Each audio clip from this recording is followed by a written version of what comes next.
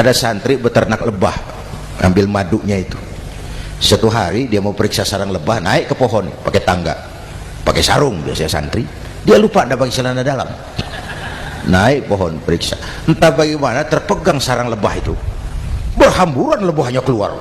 Salah satu masuk ke sarungnya, tergigitlah Al-Mukarramnya itu. Dia menjerit, aduh, jatuh berguling ke bawah.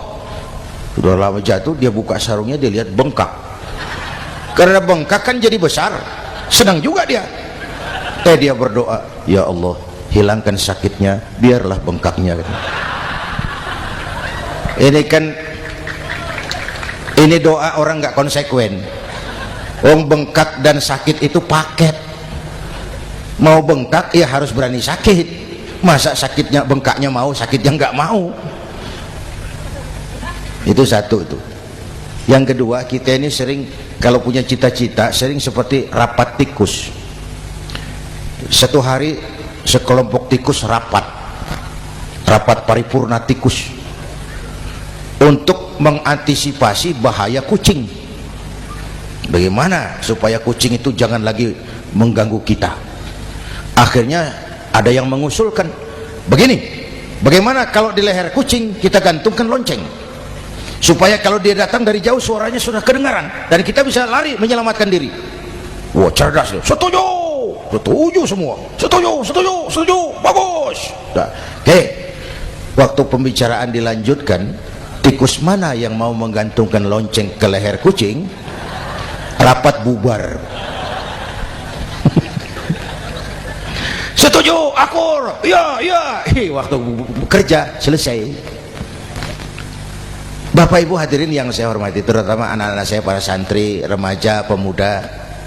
Hidup ini persaingan. Bapakmu tamat SD nak, kau sarjana. Bapakmu cuma jadi RT nak, kau camat. Bapakmu tukang tambal ban, kau harus punya pabrik ban.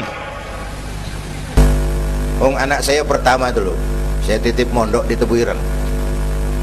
Tahun pertama pulang saya kontrol, sini kau, apa hasilmu setahun di pesantren? Dia sodorkan saya sebuah piagam penghargaan juara lomba pidato di pondoknya. Saya heran, ini anak di rumah jarang ngomong, kok bisa jadi juara pidato? Saya tanya, kamu bisa pidato, apa yang dipidatoin? Dia bilang, kan kaset ayah dihafalin begitu. Ya saya ketawa juga, waktu itu dia masih anak-anak. Baiklah, tapi apa cita-citamu? Saya kepengen seperti ayah. Wah, kau ini salah. Kalau aku ayahmu di matamu, menurutmu hebat, mestinya kau 10, 100, 1000 kali lebih hebat dari orang-orang yang kau anggap hebat. Karena tantanganmu akan lebih berat dari tantangan yang aku hadapi sekarang. Kalau kau sama dengan aku, kau ditinggalkan zaman karena kau tidak mampu menjawab tantangan zamanmu. Bapak Ibu hadirin yang saya hormati, persaingan tajam, tantangan makin berat. Oleh karena itu diperlukan semangat yang dicontohkan Nabi. Kerja keras, peras keringat, banting tulang. Tidak ada pekerjaan halal yang hina. Sejak kecil ditempa oleh kesulitan. Asal jangan seperti saya tadi ngobrol sama teman-teman. Sekarang ini di negara kita banyak politisi miskin negarawan. Pejabat-pejabat kadang-kadang kalau melihat rakyat tuh komentarnya nggak berpihak kepada rakyat. Saya ingat waktu Mentawai dihantam gempa, Nias hancur, infrastruktur hancur, rumah rakyat luluh lantak. Ketua DPR Pak Marzuki Ali bilang, bagaimana itu rakyat? Ya itu resikonya punya rumah di pinggir laut. Waduh, ini bukan komentar pemimpin, rakyat lagi susah kok dibilang kayak gitu. Saya prihatin dengan ucapan kayak gitu. Waktu cabai 100.000, di sini berapa sekarang? Sama ya. Waktu cabai mahal, ada pejabat bilang, rakyat suruh nanam cabai aja di halaman rumahnya. Ini kan nggak solutif dan nggak cerdas. Cabai naik, rakyat suruh nanam cabai. Nanti beras naik, rakyat suruh nanam padi. Yang saya khawatir kalau telur mahal, apa rakyat suruh bertelur gitu? Ini kan nggak cerdas dan nggak solutif. Bapak Ibu hadirin yang saya hormati, apalagi tadi sudah saya bilang di awal, kita ini bangsa yang ditempa oleh kesulitan. Mau merdeka saja dengan keringat, air mata, darah dan nyawa. Kita tidak boleh cengeng menghadapi kesulitan ini. Tegar, tahan uji, tahan banting, dan seterusnya. Itu hal yang kedua. Yang ketiga, terakhir, Rasulullah itu sosok yang ibadahnya luar biasa. Tadi sudah saya jelaskan sebagian. ibadahnya luar biasa. Ayo kita bantu keamanan negeri kita ini dengan apa? Istighfar. Wa ma kana Allahu mu'adzibahum wa hum yastaghfirun. Allah tidak akan turunkan bencana selagi di tengah mereka masih banyak orang-orang yang istighfar. Rasulullah yang dosanya sudah diampuni sehari 100 kali istighfar. Ayo kita ngobrol ini. Pak, saya ini Zainuddin ini kalau mengharap masuk surga dengan amal yang saya kerjakan sendiri, rasa-rasanya tipis harapan. Bener. Sholat saya berapa banyak saya tahu, sedekah saya berapa duit saya tahu, dosa saya berapa banyak saya tahu. Lalu saya baca sejarah, Nabi Adam dosanya 1, makan buah khuldi, dikeluarkan dari surga. Nabi Adam dosanya 1, dikeluarin. Kita dosanya banyak, kepengen masuk. Ini nggak nyambung ini. Nabi Adam dosanya 1, dikeluarin dari surga. Kita dosanya banyak, kepengen masuk. Nggak nyambung. Apa yang bikin saya besar hati? Apa yang bikin saya optimis? Ada 2, Pak. Pertama yang disebut rahmat Allah, yang kedua disebut syafaat Rasulullah. 2 itu, Pak. Oh, kalau kita ini insya Allah nanti sampai ke surga, amin, amin. Kalau kita ini sampai ke surga, Pak, saya jamin itu bukan karena amal kita, itu karena rahmatnya Allah. Ndaklah seberapa banyak sih amalan kita mau menggapai surga. Kalau bukan karena rahmatnya Allah, sulit sampai ke sana. Manusia, dosamu besar, tapi lihat rahmatku lebih besar. Manusia, salahmu banyak, tapi ampunanku lebih banyak. Kau nangis di hadapanku, aku senyum melihatmu. Kau berjalan menujuku, aku berlari menyambutmu. Istighfarnya sehari 100. Lalu ada hadis qudsi, inni la ahammu bi'adzabi ibadi. Kadang-kadang aku pengen turunkan azab bencana kepada manusia, tapi ketika aku melihat 3 perkara, murkaku surut, bencana aku tarik kembali. Coba perhatikan hadis kursi ini. Allah mau marah hendak jadi, bencana ditarik, musibah diangkat. Kenapa? Ada yang meredam murka Allah. Allah nggak jadi marah. Siapa? Pertama, suyukhan rukka. Aku lihat orang-orang tua tengah malam sujud sambil berlinang air mata, nangis di hadapan Allah.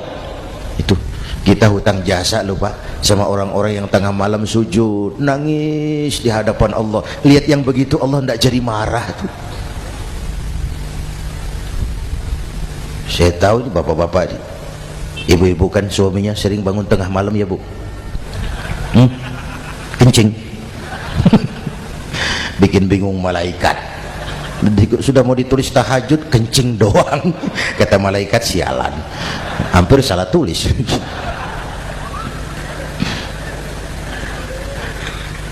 Aku lihat orang tua tengah malam sujud sambil berlinang air mata. Lalu aku lihat bayi-bayi tanpa dosa masih menyusu, sibyanan rudda. Bayi-bayi tanpa dosa masih menyusu, suci bersih, belum ternoda. Wa bahaiman rudda. Dan aku lihat binatang ternak melata mencari makan, kambing mudah cari rumput, alam terjaga keasriannya. Bagaimana bencana nggak mau nambah? Kita mengamalkan hadisnya juga terbalik. Yang diminta itu orang tua tengah malam sujud, bayi tanpa dosa nyusu. Sekarang bayi tanpa dosa dibuang ke tempat sampah gara-gara orang tua tengah malam nyusu. Terbalik namanya. Yang diminta itu orang tua tengah malam sujud, bayi tanpa dosa nyusu. Ini bayi tanpa dosa dibuang ke tempat sampah gara-gara orang tua tengah malam.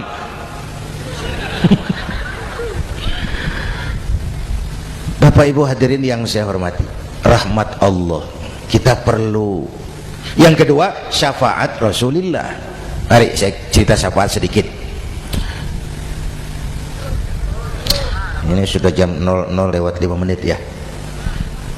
Ini kalau hitungan Indonesia ini sudah ganti hari, Pak. Jadi inilah ceramah terpanjang di dunia. Bayangkan saya pidato dari hari Selasa sampai hari Rabu.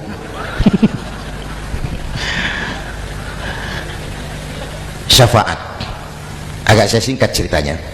Nanti itu Pak, setelah alam ini hancur sehancur-hancurnya, bumi gempa, gunung meletus, air laut tumpah ke darat, halilintar menyambar, planet-planet bertabrakan, semua yang hidup mati bareng tanpa persiapan, termasuk malaikat. Malaikat mati, yang tinggal cuma Allah sendirian. Yang lain hancur semua, tinggal Allah sendirian. Allah patroli berseru-seru, limanil mulkul yaum, ahai, siapa penguasa hari ini? Mana Fir'aun yang ngaku Tuhan, nongol kalau memang Tuhan. Mana Abrahat, mana Namrus, mana itu Benito Mussolini, mana itu Adolf Hitler, mana itu Hosni Mubarak. Penguasa-penguasa yang ngaku berkuasa, nongol kalau memang penguasa. Gak ada yang jawab Pak, semua sudah rebah. Allah lalu berkata, la ilaha illa ana. Ternyata tidak ada Tuhan lain selain aku. Allah sombong waktu itu. Kalau Allah sombong itu pantas. Orang hadis qudsi mengajarkan al-kibriya'u libasi, sombong itu pakaianku, kata Allah. Cuma aku yang pantas pakai. Kamu manusia nggak pantas pakai pakaianku, kebesaran. Pakaian Allah mau dipakai, sombong itu pakaian Allah, cuma Allah yang pantas pakai. Nanti itu yang pertama dihidupkan bukan kita, malaikat dihidupkan lebih dulu. Diupan pertama, malaikat hidup semua, diatur panitia akhirat. Yang nyambut tamu siapa, yang pimpin marawis siapa.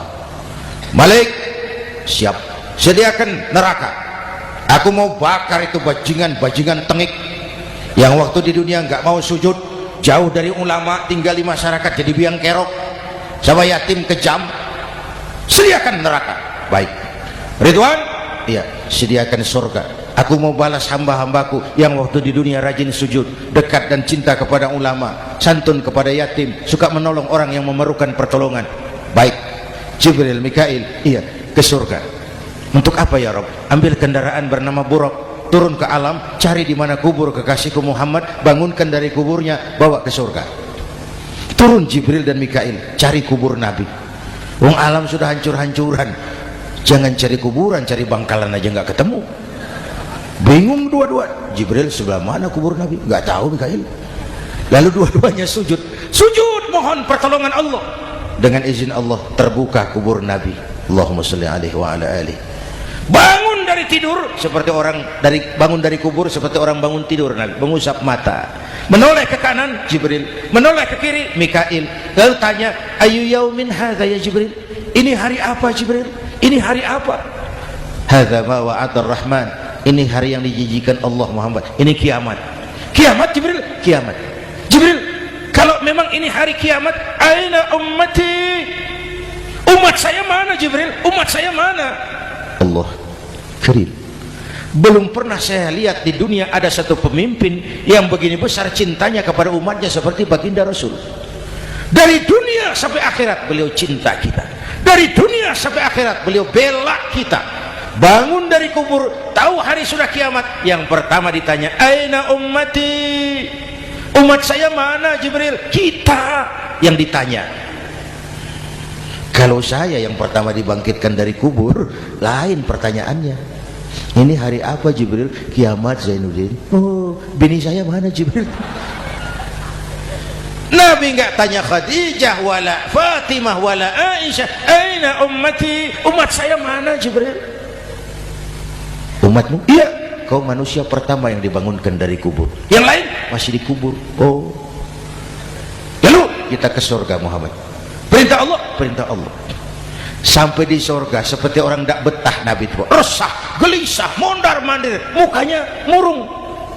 Yang punya surga kan negur, Muhammad, labbaik ya Rabb. Tidak enak di surga ya? Enak. Kok kamu seperti orang nggak kerasan gitu, resah, gelisah? Kenapa? Saya teringat umat saya ya Allah. Umat saya bagaimana nasibnya? Iya, saya sudah enak di DPR. Salah. saya sudah enak di surga, gaji cukup, kursi empuk, dapat mobil dinas. Nah, umat saya yang waktu kampanye kepanasan itu gimana nasibnya?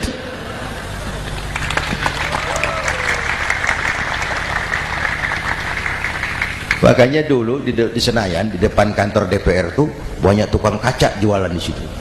Saya bilang ini tukang kaca pintar dagangnya di situ. Pas, maksudnya supaya yang mau berkantor di situ ngaca dulu. Ya, wakil lurah pasti tidak lebih tinggi dari lurahnya. Wakil camat tidak lebih tinggi dari camatnya. Ini kenapa wakil rakyat kok selalu lebih tinggi dari rakyatnya? Kan yang memberikan mandat kita rakyat. Kemerdekaan bertujuan mengantarkan rakyat ke gerbang kesejahteraan. Lalu rakyat mempercayai tugas itu kepada pemerintah dan wakilnya di DPR. Saya percayakan kamu mengantarkan rakyat ke gerbang kesejahteraan. Itu amanat undang-undang dasar. Biasanya yang diantarkan sampainya lebih dulu biasanya. Yang diantar sampai lebih dulu, yang mengantar nyusul, namanya ngantar belakangan. Ini lebih cepat wakil rakyatnya makmur daripada rakyatnya. Yang mau ngantar makmurnya lebih dulu dari yang mau diantar. Yang diantar kelelerahan di jalanan, yang mengantar udah sampai. Jadi bagaimana Muhammad? Saya minta izin mau keluar, tengok saya punya umat. Oke, saya potong ceritanya. Saat manusia dibangkitkan dari kuburnya masing-masing, Masya Allah, Masya Allah, saya nggak sanggup bayangkan jumlah manusia yang hidup di muka bumi sekarang kan 6 miliar. Cina berdua India 2,5 miliar. Cina 1,5 miliar, India 1 miliar rakyatnya. Berdua sudah 2,5 miliar. Itu kalau kencing bareng banjir besar. Bayangkan manusia dari awal sampai akhir berapa puluh miliar kumpul di padang mahsyar. Subhanallah. Sibuk, panik, bingung mau disidang di hadapan Allah. Sebagian kumpul di pojokan berunding, kita mau disidang nih. Terus ayolah kita cari bantuan. Kemana? Kanan buyung. Begini kita ini kan anak cucu Nabi Adam, pantas dong kita minta tolong sama beliau. Yuk, setuju, berangkat cari Nabi Adam. Ya Adam, anta abal bashar. Adam, tuan datuknya manusia, kami cucu kamu, anak turunan kamu mau disidang, tolong kami Adam, tolong. Kata Nabi Adam, orang iso mas, rombongan Jawa udah aku naik mumat lagi sama Nabi Nuh saja. Nuh bilang, tidak bisa, saya juga punya masalah, pernah minta obat ditenggelamkan. Ibrahim barangkali, semua Nabi hand up, angkat tangan. Dikala itu yauma la yanfa'u malun wala banun, di mana harta tidak ada lagi artinya, anak-anak tak jadi beban, tiap orang sibuk dengan urusannya sendiri-sendiri. Saat itu ada satu pemimpin, Allahumma sholli alaihi wa ala alihi, diizinkan Allah. Dikala semua nabi yang lain angkat tangan hand up, beliau malah ummati ana laha, ta'ali ummati, umatku sini, umatku sini. Beliau memanggil-manggil umatnya. Yang bagaimana yang dipanggil? Ada hadis, inna ummati ya'tuna yaumal qiyamah ghurran muhajjalin min atharil wudu. Umatku besok di akhirat datang menghadap Allah dengan muka bersinar-sinar karena sering wudu. Sering wudu kan sering sujud. Masa cuma wudu tapi enggak sujud? Itu nanti enggak usah mengaku Rasul yang panggil, sini umatku. Tapi kalau muka enggak pernah wudu, enggak pernah sujud, merangkak di depan Nabi, saya umatmu ya Rasul. Kata Nabi, umat saya nggak ada yang kumpul gini. Dikala itu beliau berkenan memberikan syafaat. Syafaat itu saudara-saudara, saya pakai sarung, sobek sedikit. Syafaat itu nambeli, itu loh.